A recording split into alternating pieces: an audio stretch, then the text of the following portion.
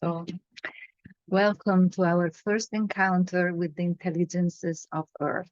I thank you very much for being here. And I welcome those who are coming into Earth for the first time and those who already know its intelligences quite well. As usual, we are going to start with a brief moment of alignment and a journey into the garden and the foundation, especially if we have not visited our parallel reality for a while. It's good as we step into touching the forces of nature to be in good alignment with that connection, that opening towards our mirror, our spiritual mirror in the garden. I'm also starting to change some words, and I'm moving towards calling the garden our sanctuary of power or our sacred sanctuary. So I invite you to start thinking also for yourself if you would like to find another word for your personal space. And just be prepared because there are so many changes happening in my life, and one of them is words. New words are coming in, and that's beautiful and a little bit disconcerting at times. So we're gonna do a short drumming where I invite you to align yourself. You know exactly how to do it. Do it in the way that works well for you in this moment, and then go into your garden. You can start with the foundation if you feels like, and then emerge into the landscapes of your garden and just make a connection. If you see something that absolutely needs tending, or if you discover something that wasn't there before, just take a moment to either adjust what needs adjustment or to just say welcome and thank you to the new visitors or the new appearances in your landscape. So take a moment to prepare yourself, and we are going to align and, excuse me. Oh, Rita, yes, thank you, Isabel. I exchanged messages today, yes. Rita is recovering from her knee surgery. She's going through pain and glitches. And also I know Pam has some medical stuff to attend to, so she will arrive a little later. And also, let's call all the other ones, whether you already know them or not, that are joining us into this beginning of Earth. So prepare yourself for your alignment and for your visit to Foundation and Garden. We're going to do a short journey, 6 or 7 minutes.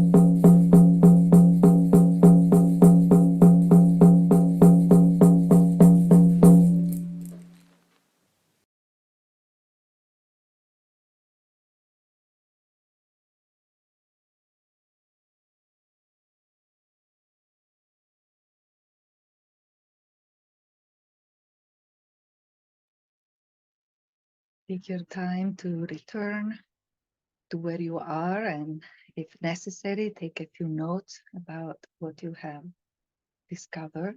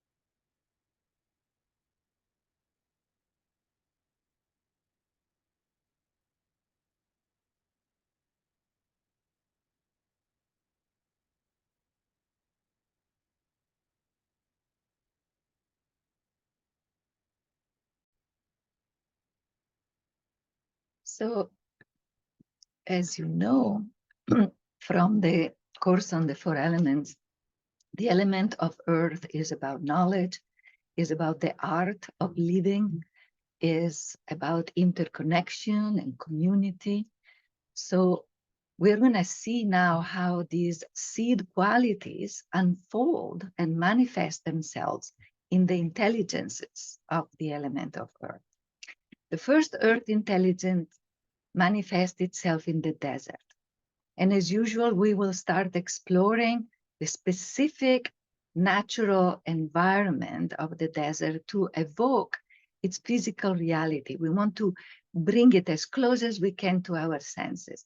Even if the information is going to be familiar to you, the information about what the desert is about, what happens in the desert, please use the repetition to conjure the feeling of the desert. Use your senses to translate these concrete details that we will be exploring, the details that you will hear about, translate them into a perception of the desert. As you have seen in fire, tuning into an environment, even if only through the imagination or only, quote unquote, in our garden, is one way to connect with the intelligence that uses the language of nature specific to that environment to communicate with us. So the physical environment is really a textbook in that sense. It's the way that information from these intelligences that are so close to source are able to speak to us. So before we start, I invite you to journal about any association that comes up for you about desert. So we'll start with your own perception of desert and also the inner desert. If you think about having that desert inside of you, it's part of all of us, what comes up? So let's take a couple of minutes to just freely associate about the environment of the desert in nature and the presence of desert inside of ourselves. Complete the sentence you're writing. It's always good to revisit, and especially if you have done this before, it's very interesting to see the transformation of perception that might have happened. You might be using different words, different qualities of this intelligence and of this environment might catch your attention now and maybe a year or two ago. So AB, the first intelligence of Earth, is the fire of the earth. And what does that mean? When an element shows up in any intelligence, what it does is infusing it with its essence. with its greatest gift. So fire, as you know from the Wheel of Life, shows up in every first intelligence of each element. And what it does, it colors that intelligence with its greatest fiery gift. In a bee, the defining quality of fire as an element is activated. So here, what we explore is the power in earth, the power of fire in earth. And what is this power at the service of? Power in a bee is at the service of wisdom, a wisdom that illuminates the experience of living, which is the experience of being in this particular incarnation and learning what it means to be alive, which, as you know, is the leitmotif of Earth. It is really interesting to notice what precedes and what follows an intelligence. Their sequence in the Wheel of Life holds many layers of meaning and is organized by an intrinsic logic that also reflects or mirrors the unfolding of life. So looking at the context of the Wheel of Life, you see that a bee follows the fourth intelligence of fire, Iga, which is, as you might remember, it's all about accomplishment. It's about balance. It's about justice. Iga is the intelligence of leadership within ourselves and to the world. And a leadership that hopefully uses power and its level of authority in an enlightened way. So this leadership task can certainly benefit from the wisdom that radiates back from a bee. And wisdom is also necessary for moving into the next intelligence, which we will meet in 3 weeks. That intelligence, which is the second of Earth, is all about learning and experiencing and discovering and connecting. But if you think about that, what are information and experience without wisdom? What's left of them if wisdom is not there to illuminate them? What is an experience or an insight, an acquiring of knowledge and information without the capacity of distilling its crucial lesson? And this is where a bee comes in. Once you meet all four intelligences of Earth, you will see that the wisdom of a bee, the beginning of Earth, grounds everything that follows. And the compassionate wisdom of a bee and of its messengers, as you know from fire, each intelligence is a river through which we can receive visits from what I call messengers, and you can call them in any way you want. This compassionate wisdom is always there to be available to you for spiritual comfort, for support, and for compassionate acceptance. So Earth, differently from fire, is a journey. As you know, fire is a cycle, different energy, different movement. Earth is a journey. And the experience obviously is very different than when we were in fire. A journey means a path that runs parallel to other paths. Sometimes they cross, sometimes they don't. But what is important is that they share the same destination, which is really us, which is really the art of living our life. On each one of these paths that we are constantly walking on within the umbrella of Earth, one Earth intelligence will predominate, but it will always be helped by other intelligences, depending on which segment of the path you are in, what you need to learn, and what experience you're being immersed into.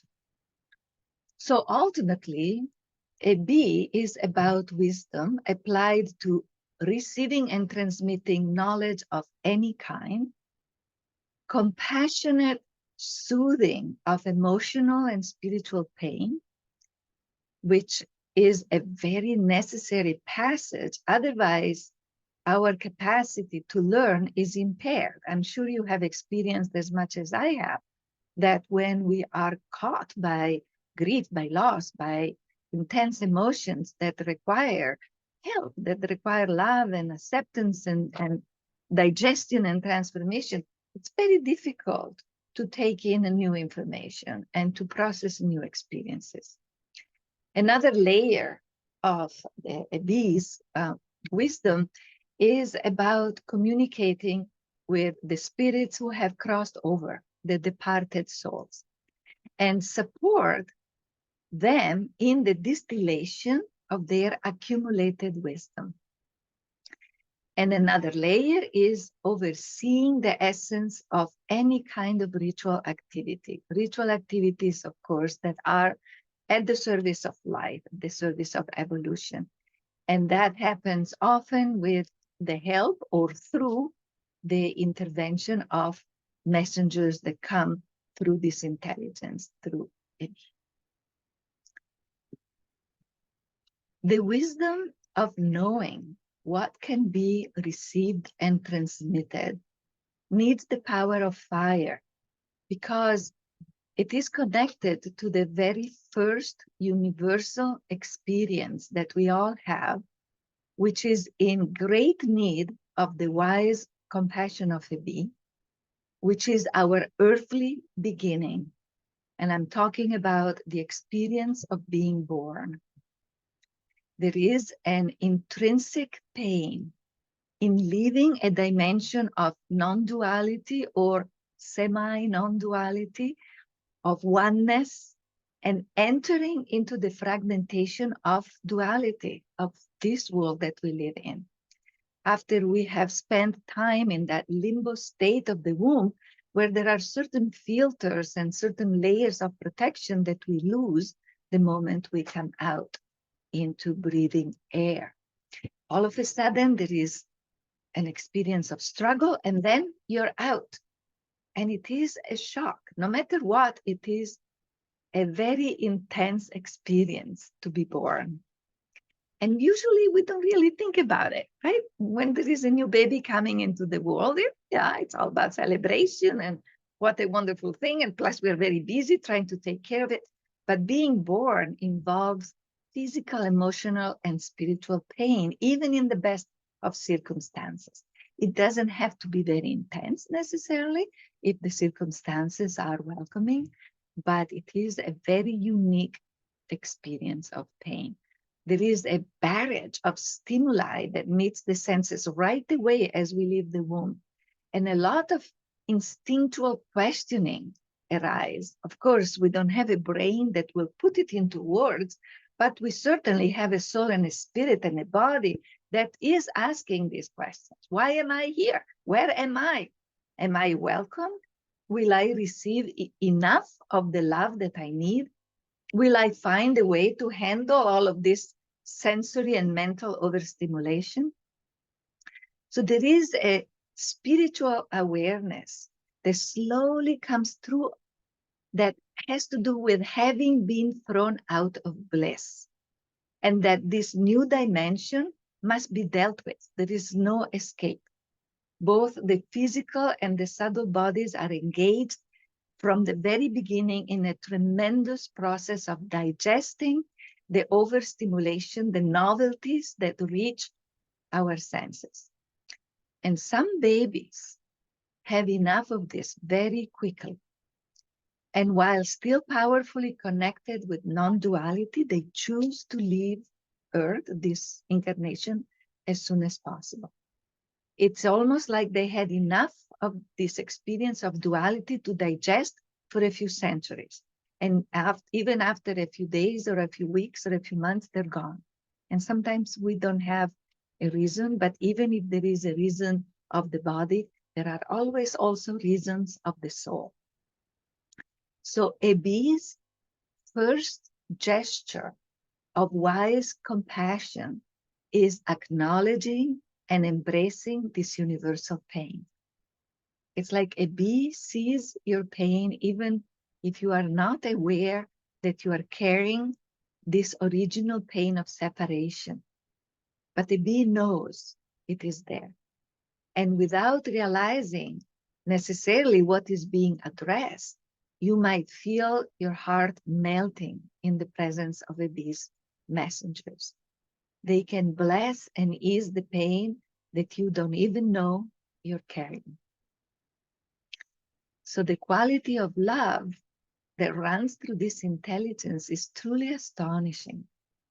The power of fire fuels this profound love and this capacity that we find in a bee to receive any form of life, to welcome it, and also to soothe the harshest emotional and spiritual pain so that we can metabolize our difficult experiences. So considering the experience of being born, there is a crucial yes to attend to. Fire, as you remember, is about the somehow blind and impersonal commitment to the continuity of life, any form of life. But in Earth, life starts becoming a personal experience. Earth knows that each life belongs to a specific being, and it cares about that specificity. In a bee, we are invited to say yes to the one life that we are living at this time.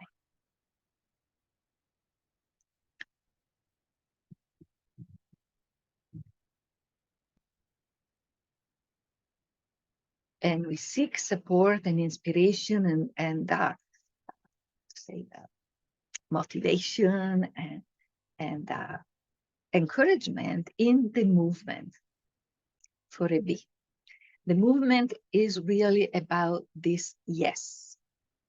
And as we refine our capacity to feel and to hear the message of this movement, we start being able to harvest from it the encouragement to affirm that no matter the pain of being born and any other hurts that most probably have followed, that we can, with its help, unearth the courage and the determination to consciously say yes to the life we are in.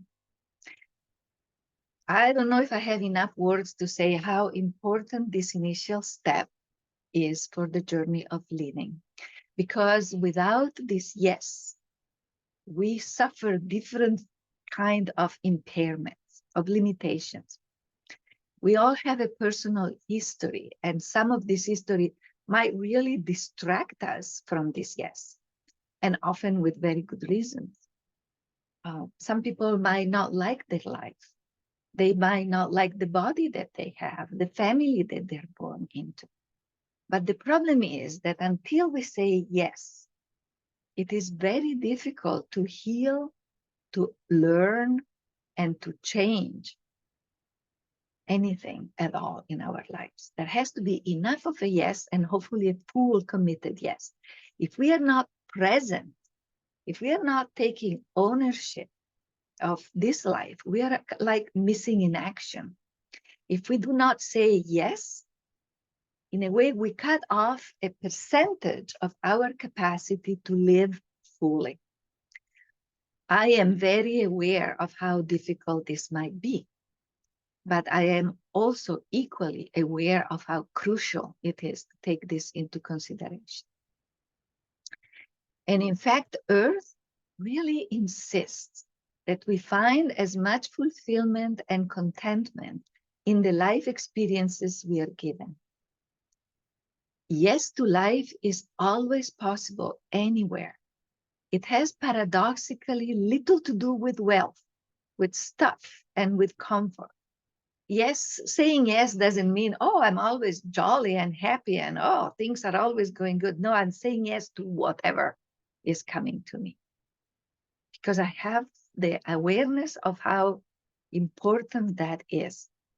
And with the help of a bee, we can also nurture through that yes, the simple joys of being alive.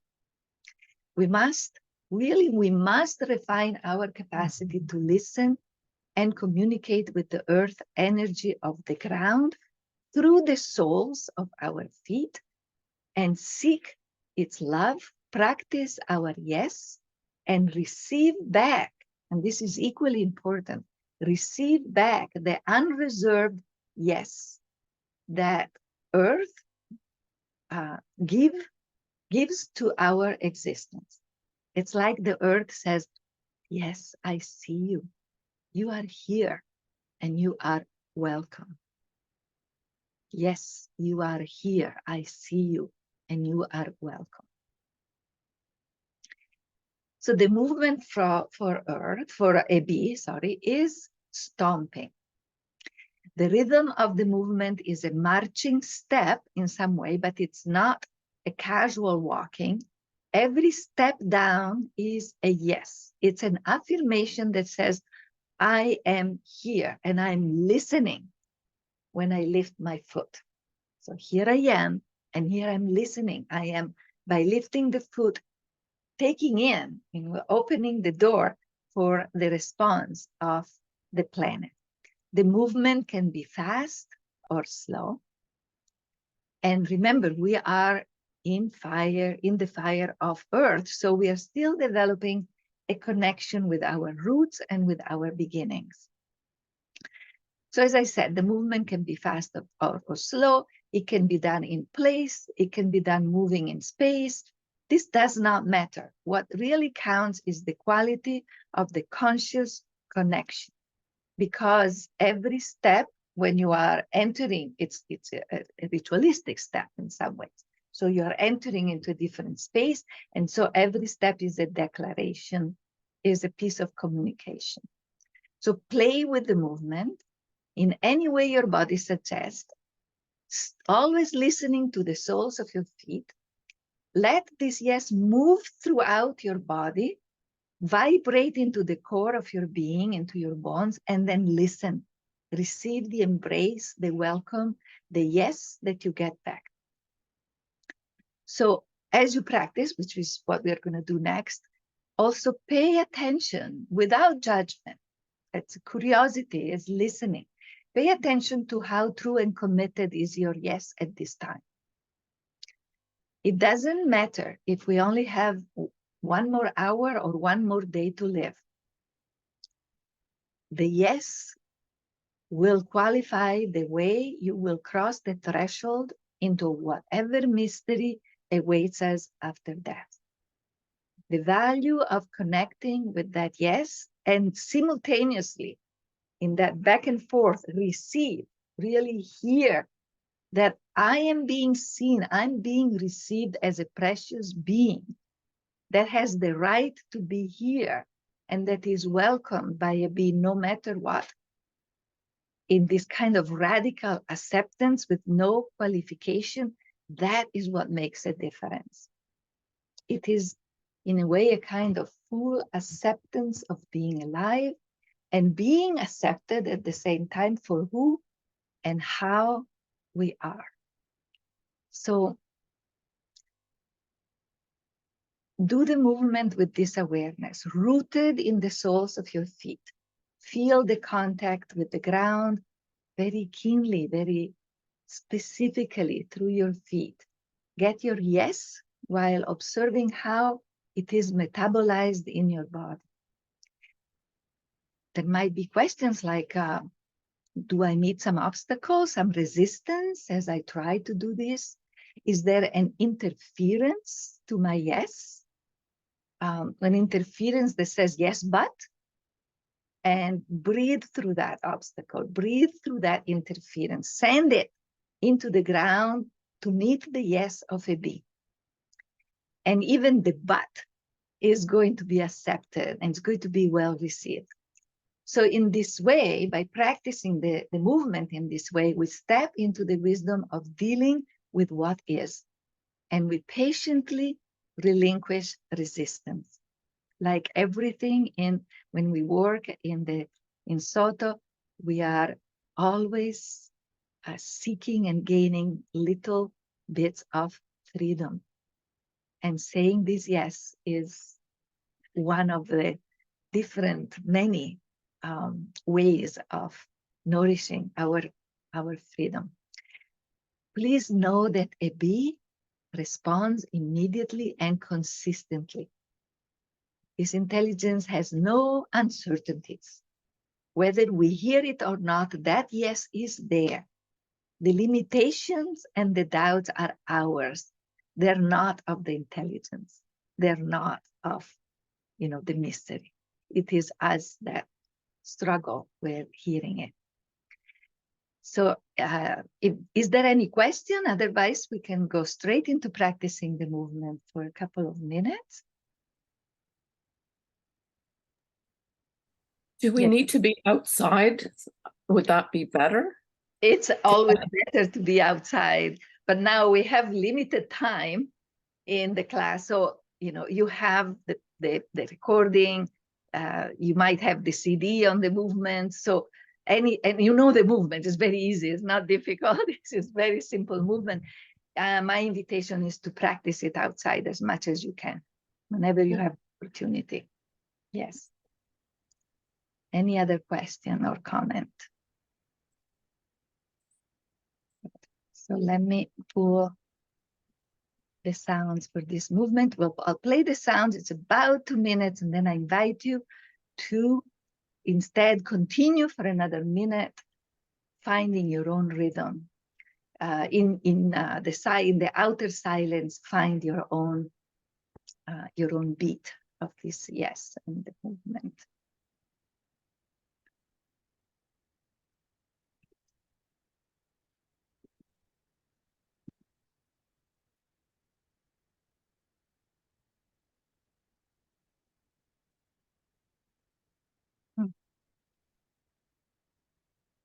Excuse me 1 second, it's escaping me.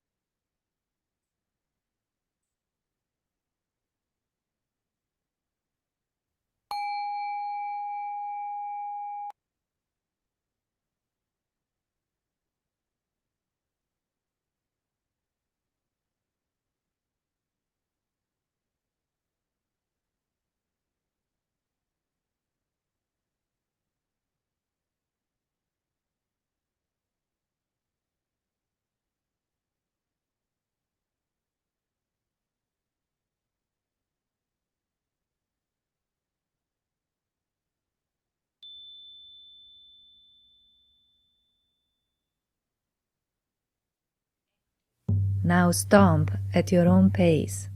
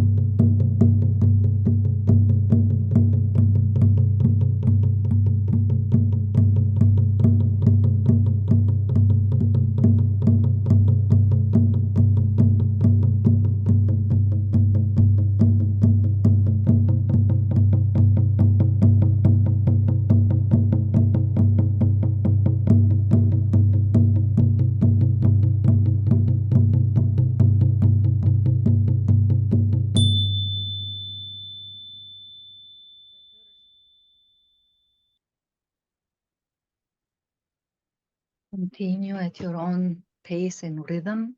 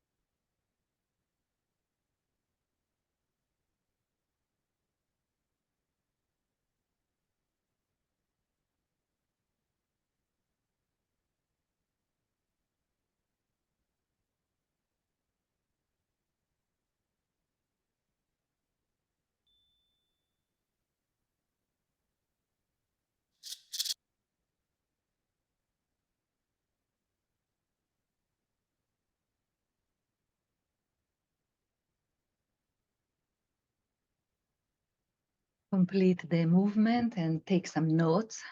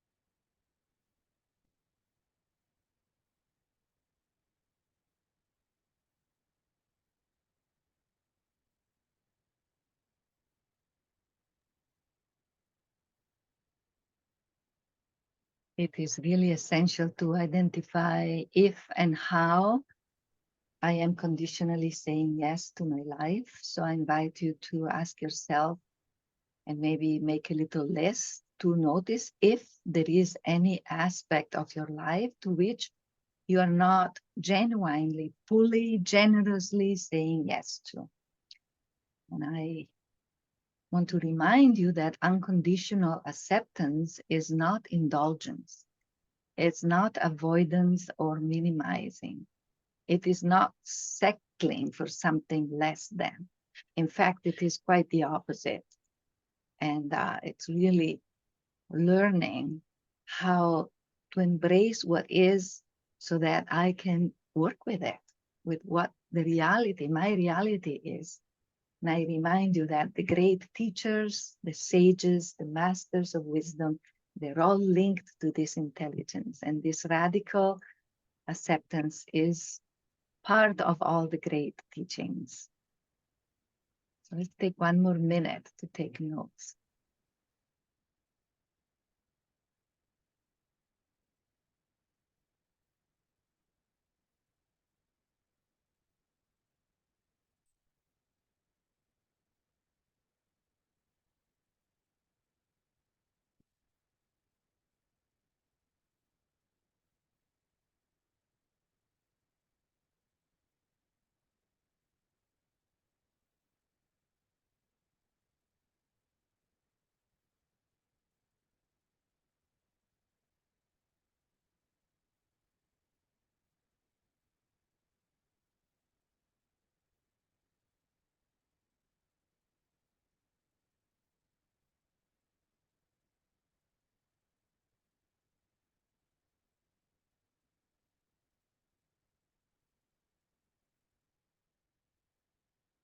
Read the sentence you're writing.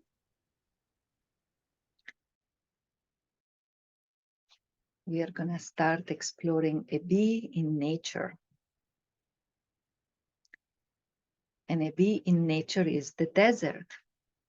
Deserts cover about 20% of the Earth's surface and can be found in every continent. The desert is defined by the scarcity of water. It's not about temperature or the quality of the soil, although lack of water also reduces organic matter and nutrients, rendering the soil much less fertile. Rivers and lakes are very rare in deserts, And many of those are underground aquifers that when they reach the surface generate oases, which is a critical resource and an incredible, unique gift both for animals and humans. So scarcity of water transforms into desert many environments, from high mountains to depressed valleys. Its landforms, the faces of the desert are quite diverse, from sand dunes to rocky plateaux, from salt flats, they're called playas, to canyons, and also to the so-called desert pavements, which are usually very rocky surfaces with very little or no sand or soil cover. It's like the bones of the earth are exposed in those places. These environments are harsh, they're arid, they have sparse vegetation. They also suffer extreme temperature fluctuations between day and night. And the wind, which is the fire of air, by the way, plays a significant role of erosion in these landscapes. They give birth to sand dunes that always change shape.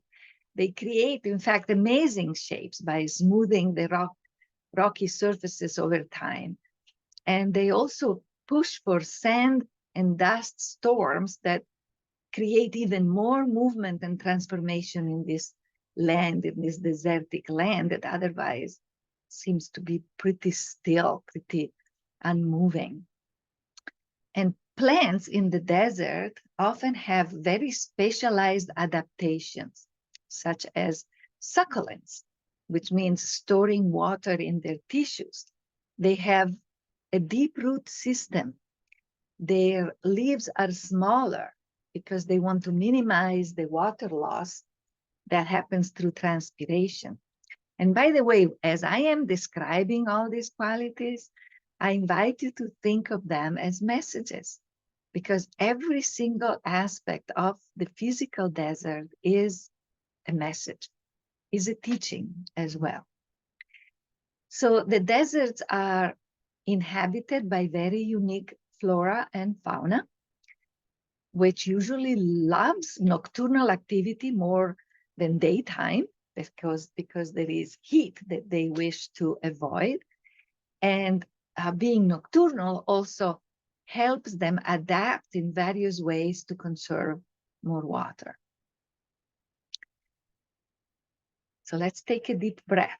Let's call in the desert. See what kind of images are starting to come into your mind screen. You might be familiar with the desert because you have visited one or more than one, or you might have only seen pictures, but your imagination can give you a sense of the quality of this land, this quality of space, the quality of air, the colors of the desert.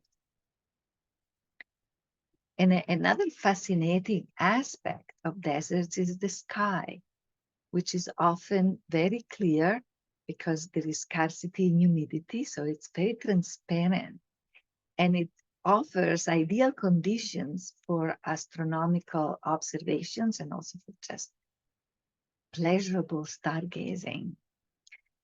So scarcity of water, empty spaces, sparse or no vegetation, very wide horizons, like we find in the steppe or in the high mountains, those are places where we can feel a bee, where we can feel the presence of this intelligence more strongly. Despite the challenging conditions, deserts are very captivating. They have been inhabited by humans for millennia. Sometimes people wonder, well, why, with all the space that is available on Earth, why would you live in the desert? There is a call coming from those lands. Indigenous people and also modern people have developed various strategies for surviving in deserts, including nomadic herding, oasis agriculture, many techniques for water management. So again, every characteristic of the desert and desert life is a teaching. The desert has held for a long time very strong symbolic and spiritual significance for many cultures and many religions around the world. So I would like you to take a moment now to journal about the appeal of the desert. What is smiling at you from a desert landscape? Is there anything at all that reaches you with an invitation? In this description that I have offered, evoking the desert, what caught your attention? What symbolic meanings are coming to your mind?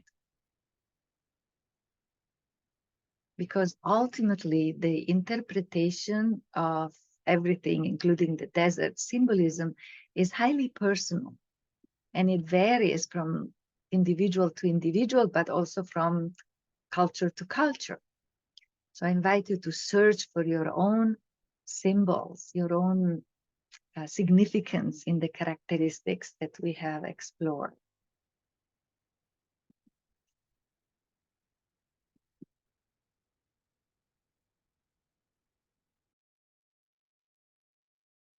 Please complete the sentence you're writing.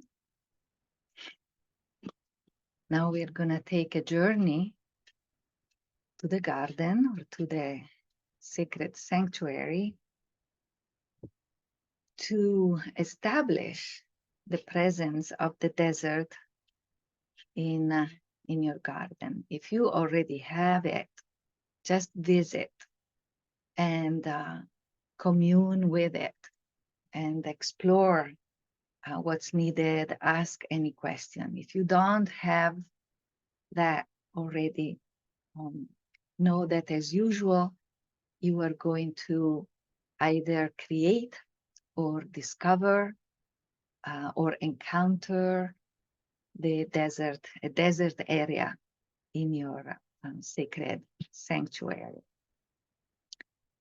You will dedicate this journey to yourself by stepping into a circle at the first beat of the drum and announce that you are entering into your sacred space to establish or visit the desert area that belongs to Ebi, that is the portrait of Ebi.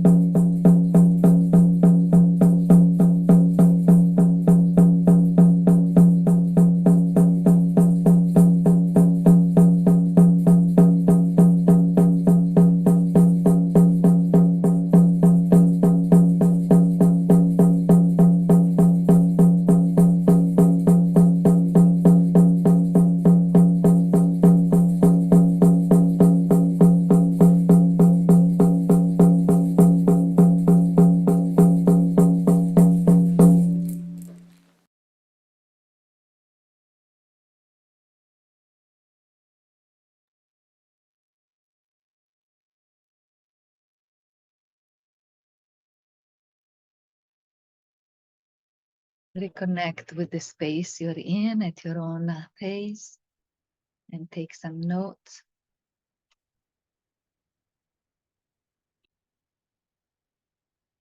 Please complete what you're writing and let me know if you have any question, comment, or any experience you'd like to share to see how you're meeting the desert so far.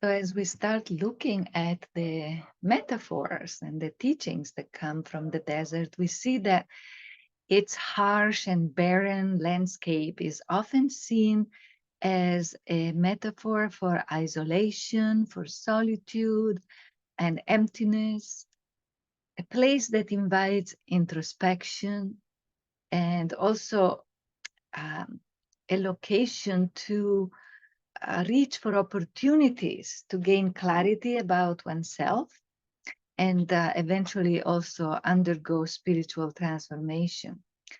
In a way, it's a stark simplicity, the clear skies, the vast horizons, the uncluttered landscapes. They evoke transparency and simplicity in both thought and lifestyle. Many spiritual seekers find inspiration in the simplicity of desert living, where transparency and authenticity are far more useful than sophistication and any kind of abundant assets. The desert teaches us the value of everything. In scarcity, even the smallest and simplest things can become very precious. In the eyes of a bee, no human experience, no heartache, no loss is irrelevant. The serenity prayer is the one that always comes to mind when I think of a bee. Accept what you cannot change, change what you can, and find the wisdom to know the difference. In a way, this seems words spoken directly from any messenger of a bee. The desert is, in a way, singing this prayer every single minute. Don't waste anything. Adjust wisely by accepting what is the reality you are in and moving forward from there. The yes here is not just about the contextual reality. It is really a yes to the very fact that we exist. As you know, in fire, the affirmation I am is I am. And here, with this I am becomes very, very specific to the personal journey of your life. The affirmation from for a bee is I learn.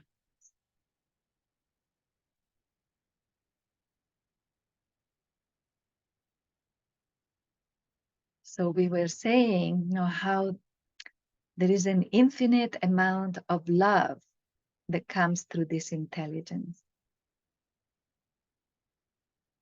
The color usually is a various shades of the sienna color, that burned, lighter burn color. The colors for the messengers, they're favored by the messengers that work in this quality, are usually red, black, and white. Red because of the proximity with fire, the presence of fire. There is a lot of dryness and heat in the desert, as you know. And black instead touches into the roots of the process of existing, the mystery that we have also found in the first quality of fire, that connects us to the very beginning of the cosmos. And white because there is a lot of air, there is a lot of lightness, there is a lot of light in the desert.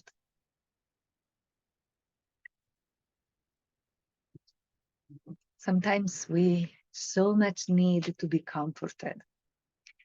We can feel at moments so down and miserable, feeling that there is no place to turn for some solace.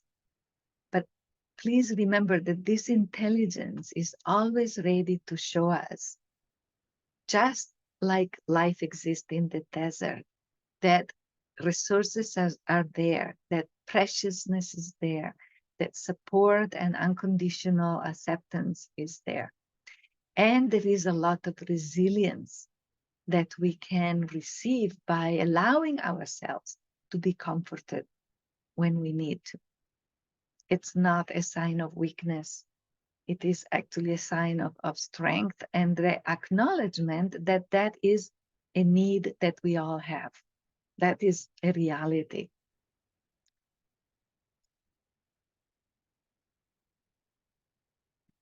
Resilience also comes from learning, from the experiences of being tested by life.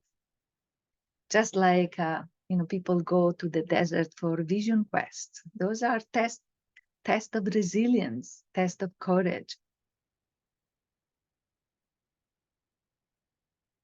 And that allows us, as we overcome obstacles, and we know when to seek that comfort, there is an expansion into consciousness. So I'd like you to take a moment to journal about scarcity and deprivation. How do we have scarcity and deprivation? That sensation of, limited resources. The experience that many times is the first impact that we have when we are in the desert.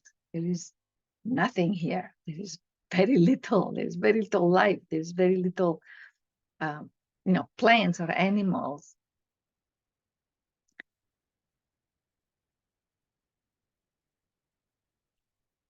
Have you experienced scarcity and deprivation? At what level? Physical, emotional, intellectual, spiritual? What is your response to that experience? Do you fear it? How have you navigated them in the past?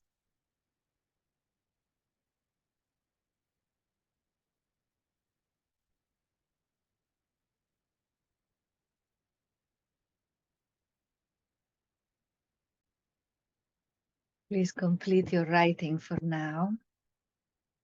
Any comment, anything that came up about scarcity and deprivation, and especially how we respond to that, to those experiences? Those are tricky ones, aren't they?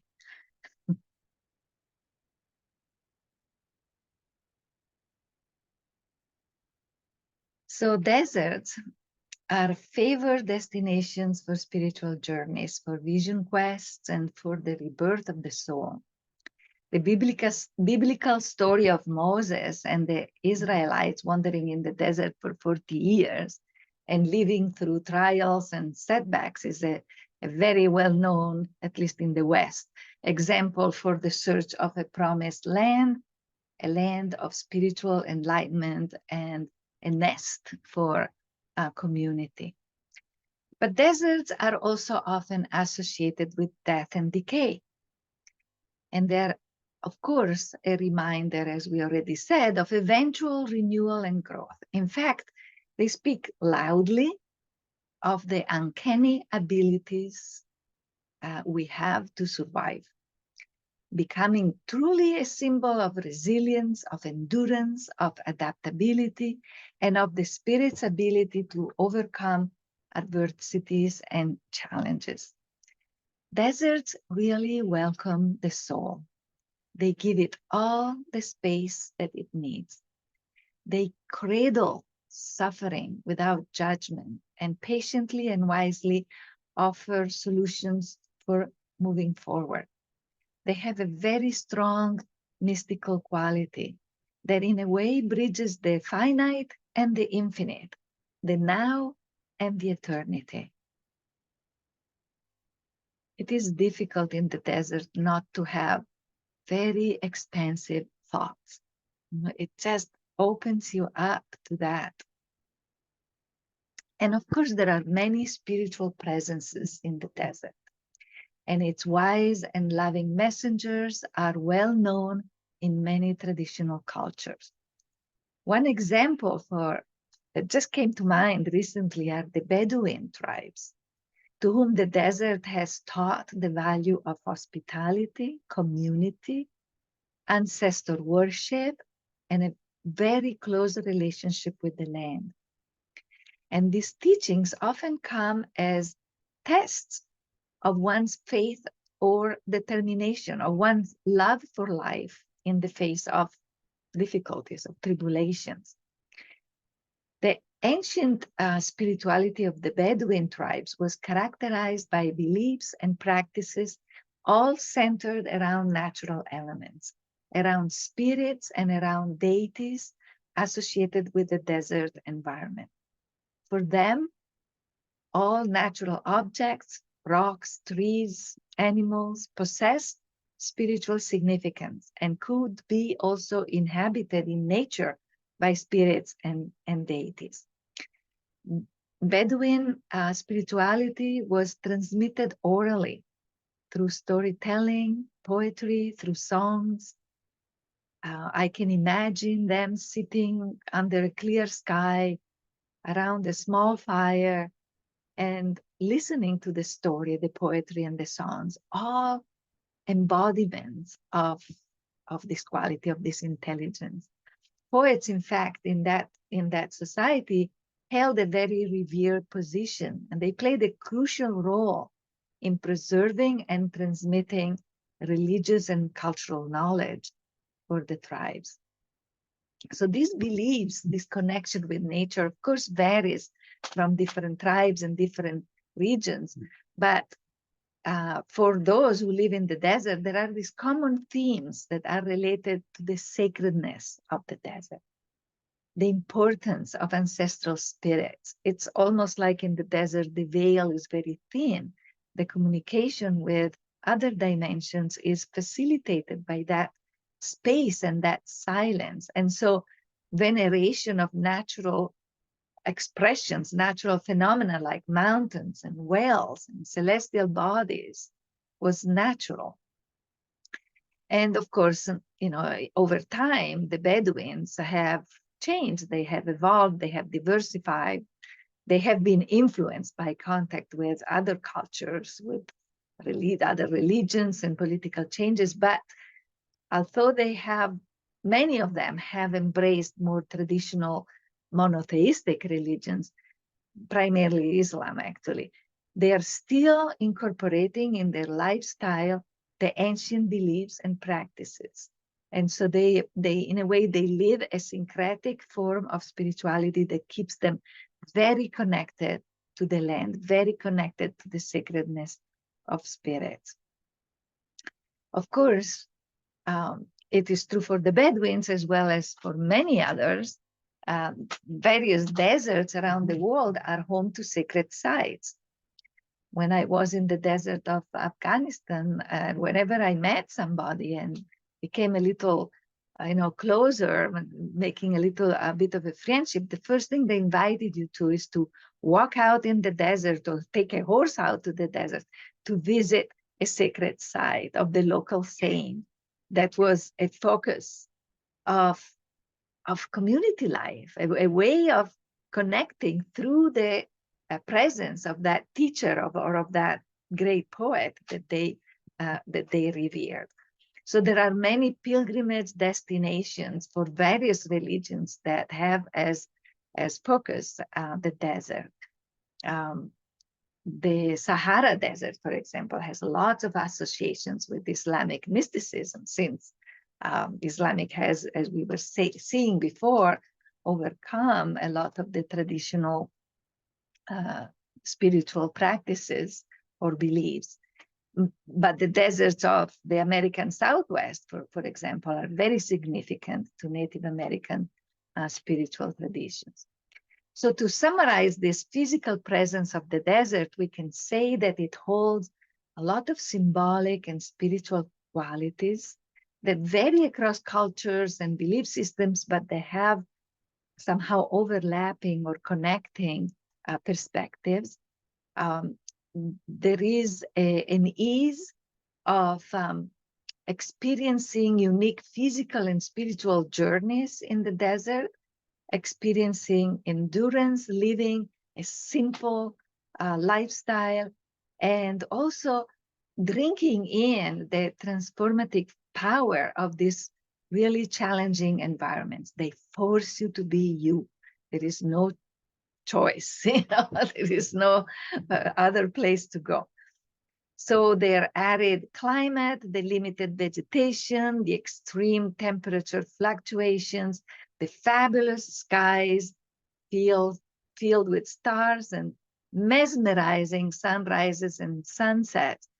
They're very unique geological features. They're all speak to us of transformation, of compassion, of acceptance, and of the roots of wisdom.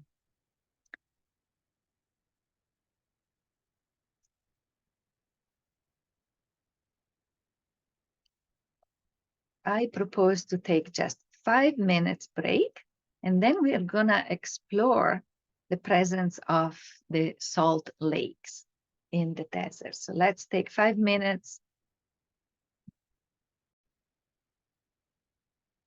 Continuing our exploration of the desert, we must remember that in the desert, mistakes are fatal. They're not easily forgiven. If I hike in the desert even briefly without enough water, I will suffer the consequences right away.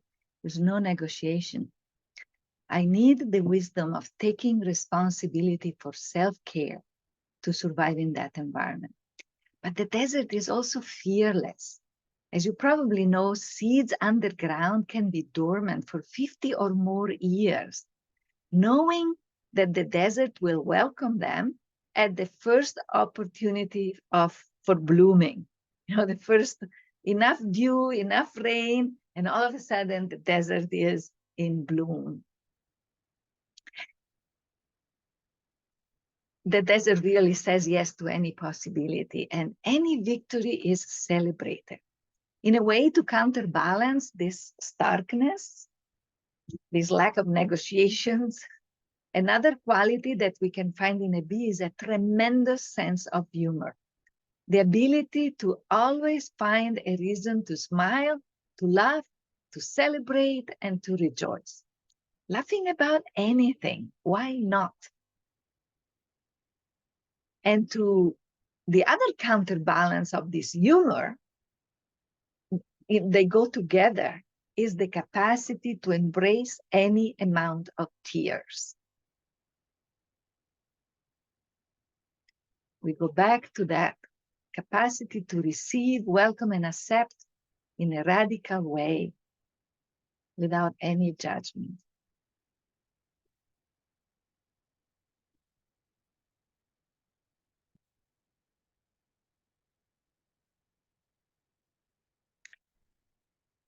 So the presence of water sometimes in the desert is, besides the oasis where the water is sweet and brings some greenery and literally a nest of green and ease in a way, relative ease in the starkness of the desert. But the other water that we find in the desert is the salt lakes. And the salt lakes have represented a very important aspect of our relationship with this intelligence. It is the symbol, the salt lake is the symbol of all the tears that we have shed, that we have not shed, that we will shed in the future. In a way, we all have had the experience of not having the opportunity to grieve fully for some experience for some losses. Especially when we were children, many people I have met were not capable of express the full range of their emotions. There was no safety in being vulnerable, in being needy. There was no much room for tears, for sadness. And so those tears, they never go away. They go and settle down somewhere in the depth of our being. And they form our hidden lake of tears at the core of our heart. And they are mirrored in nature by the salt lakes. Salt lakes are a very unique environment. Also, a lot of life is impossible because of the acidic, salty conditions of the water. And yet, something happens around those lakes. There is in a way, trying to bring the sensation of sitting on their shores. Their shores are very, also very stark, very unique. They have a lot of minerals and salt. They have white sand. And there is very, very little movement, very little. The waves are heavy because of the quantity of salt that is in the water. But they are such an incredible reminder to give ourselves permission to let those tears come to the surface and being tended by the messengers of a bee.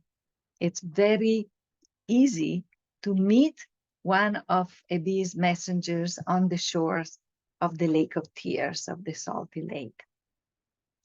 So what I'd like you to do right now is a longer journey.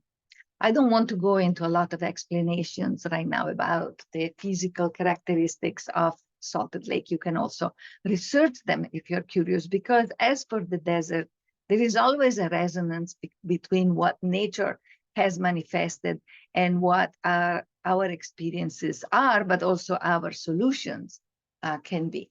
But I invite you to go to a longer journey now into the desert area of your sacred space and find, evoke, create, discover the salt lake.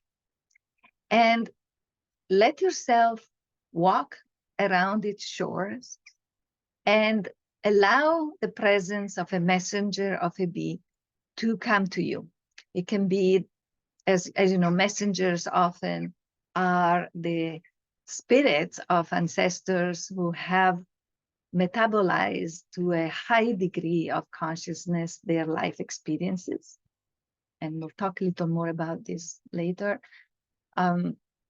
They are like bodhisattva that choose to make a connection with us that are still in a body in this duality of this incarnation, in order to support us, in order to give us the love, the information, the teachings that we need.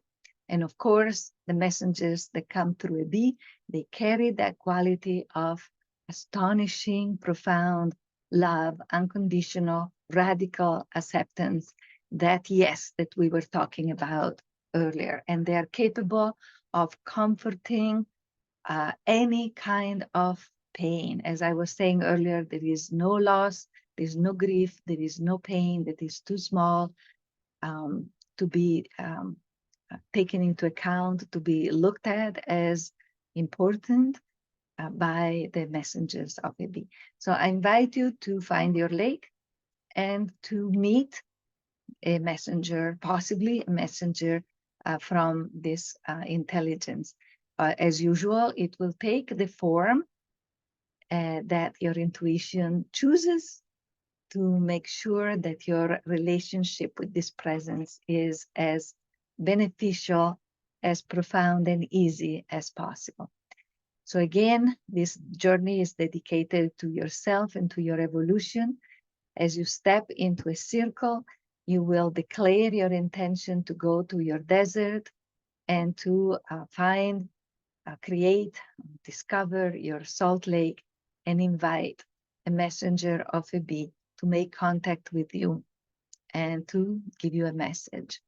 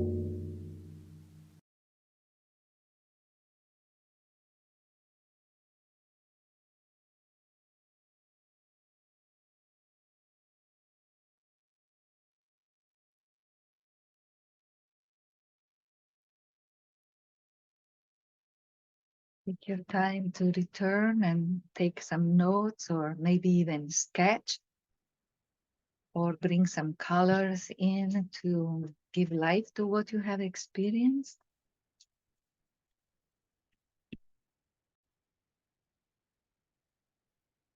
When you're ready to share, I would love to know if you have met a messenger of a bee, and how was your experience at the shore of the Salt Lake, the Lake of Tears.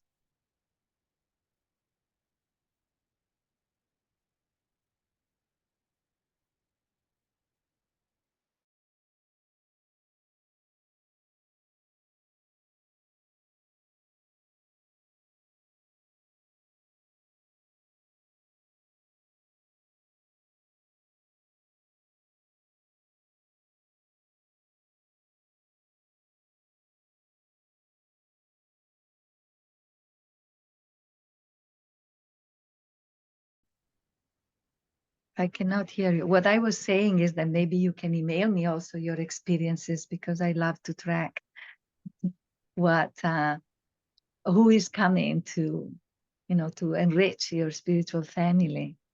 Did you have a question, Susie, or you were trying to tell me that I was muted Okay. and I look like a fish?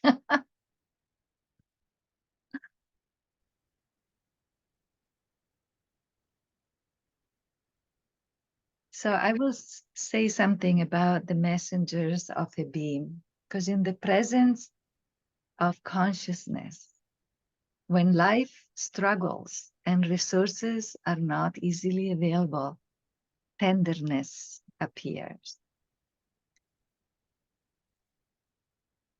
And in most traditions, the desert is connected to ancestors or to messengers who experience deprivation, including the experience of being enslaved, of losing freedom, free will, mastery over their life.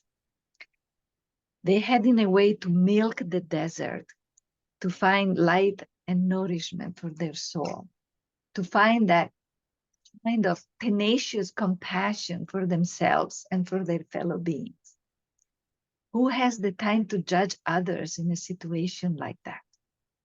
So life in every form, even in its most dejected aspect, is welcomed, is well received.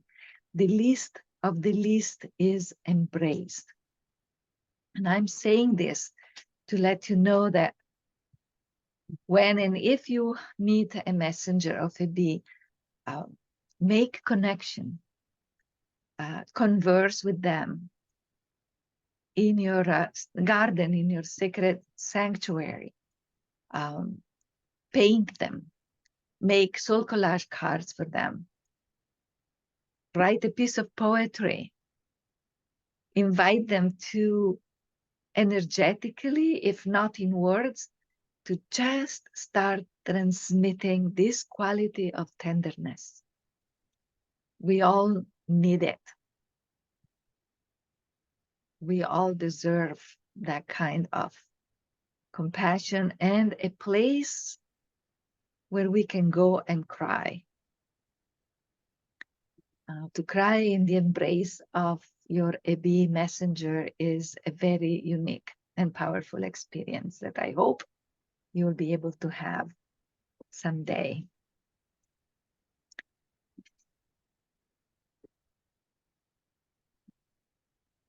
Before we close today, I'd like to say a few things about transformation. Every intelligence is able to invite and to execute, in a way, transformation in a different way. There's not just one way to transform. The concept of richness in scarcity is the turning point of this intelligence. It is the key teaching of a bee. Sometimes we say transforming suffering into wisdom is the same thing. When we experience desert inside, many times this sensation is related to suffering, is related to loss, to separation.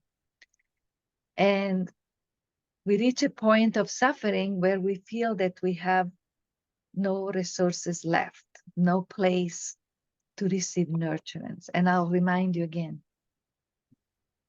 go to a bee, go to your desert, go in your garden, go to the lake.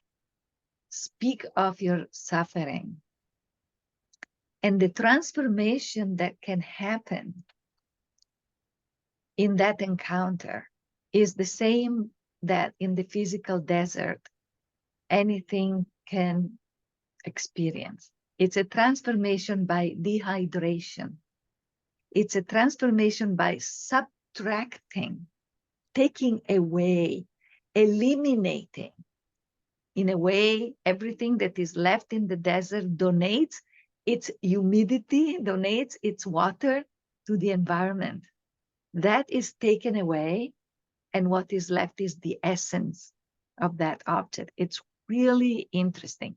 For example, if you leave a piece of fruit in a meadow or in the grass, assuming that no creature is going to eat it, it will rot. It will undergo a process of fermentation and decomposition.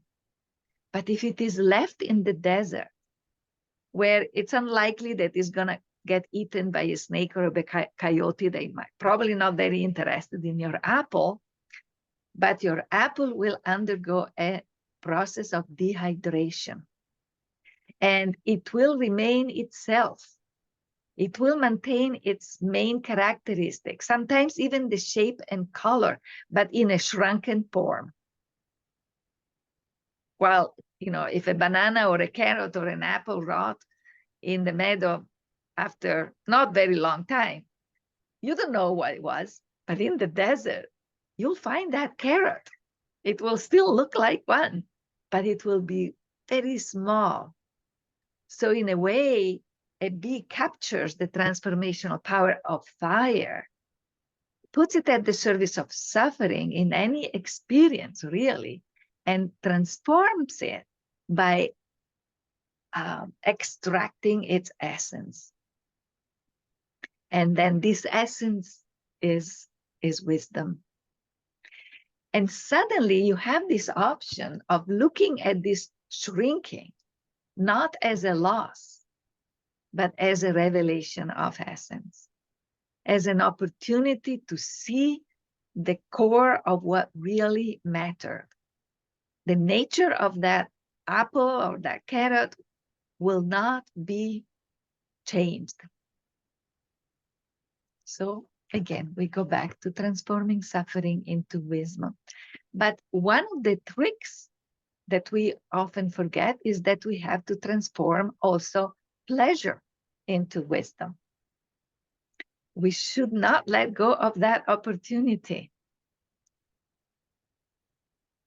And if we embrace this perspective, we start accumulating a very deep form of learning that reaches all the way into our bones.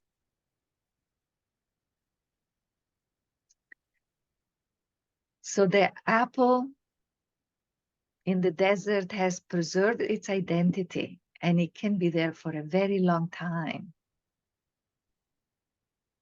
In the desert, we find the most amazing remains, almost intact, sometimes of bodies. You can see their facial features very, very clearly.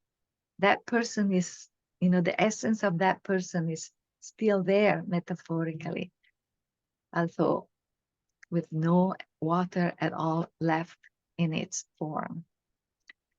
So we need to close for today. I thank you for tracking all this, and I invite you to bring with you this idea of mummification. We will talk a little more about that because it's a process that humans have embraced, as you know, in many cultures, the mummification as a most sacred activity to give respect to the dead.